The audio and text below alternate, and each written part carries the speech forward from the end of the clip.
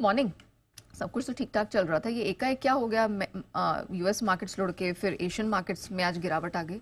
कोई खबर या कोई ऐसा ट्रिगर नहीं आया है जो इनिशियली आपको दिखा है कि बाजार क्यों गिर रहे हैं, बट एक दो फैक्टर्स हैं जिसकी वजह से थोड़ा कॉशियस हो रहे हैं, थोड़ा रिस्क ऑफ सेंटिमेंट आपको वापस बाजारों में आते हुए दिख रहा है और इसलिए आप देख रहे हैं मूड खराब हो रहा है। कुछ स्टॉक स्पेसिफिक एक्शन भी है और कुछ बड़े फैक्टर्स भी हैं जिसकी वजह से आप मूव देख रहे हैं। बट हाँ, जैसे आपने हाईलाइट किया, सभी ग्लोबल मार्केट्स में इस समय प्रेशर आ रहा है और गिफ्ट निफ्टी भी आपको करीब 100 अंक नीचे ही दिख रहा है ट्रेड करते हुए।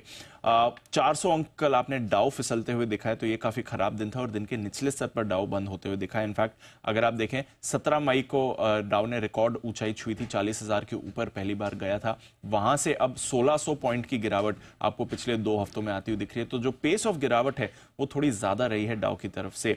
कल जब हमारे बाजार भी बंद हो रहे थे तो 200 पॉइंट नीचे डाउ फ्यूचर्स दिख रहे थे, तो उसके सामने 400 पॉइंट की भारी गिरावट हुई है। नैस्डैक फ्यूचर्स भी कल आपको 100 अंक नीचे बंद होते हुए दिखे हैं। रसल 2000 आपका 1.5% टूटा है। एसएनपी के सभी 11 सेक्टर्स में बिकवाली आई है। तो ब्रॉड बेस्ड सेलिंग कल हमने अमेरिकी बाजारों में आती हुई देखी है।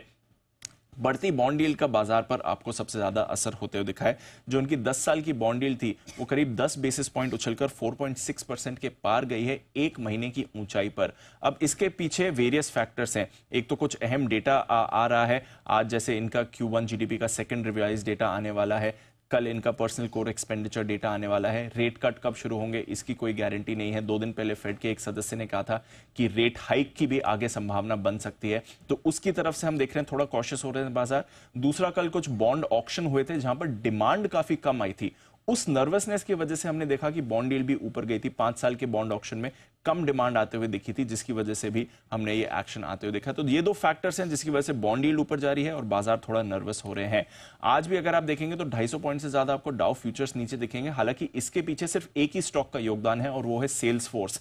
कल इसके नतीजे आए थे। ड्यूरिंग मार्केट तो स्टॉक पॉजिटिव था, बट पोस्ट मार्केट क्योंकि गाइडेंस इनकी काफी कमजोर आई है, सेल्स फोर्स का स्टॉक 16% नीचे है और उस 16% नीचे की वजह से ही पूरा का पूरा जो डाउ फ्यूचर्स में आपको इस समय गिरावट दिख रही है वो एक योगदान है। अगर आप इसको निकाल दें तो डाउ फ्यूचर्स इतने खराब नहीं दिखेंगे, बट नेवरदलेस थोड़ा खराब सेंटिमेंट जरूर अमेरिकी बाजारों में बनते हुए दिख रहा है। बढ़ती बॉन्ड डील का ज्यादा असर आपको इस समय मानना पड़ेगा। यूरोप में 1% तक की कमजोरी है।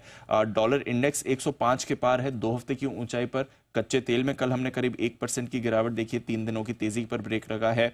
सोने की 2 दिन की तेजी पर ब्रेक लगा है। $20 फिसलते हुए दिखा है। बेस मेटल्स का थोड़ा मिला जुला प्रदर्शन रहा है। तो एक तरह से थोड़े कॉशियस हो गए हैं बाजार। 1-2 फैक्टर्स हैं जिसकी वजह से ये सेंटिमेंट खराब होते हुए आपको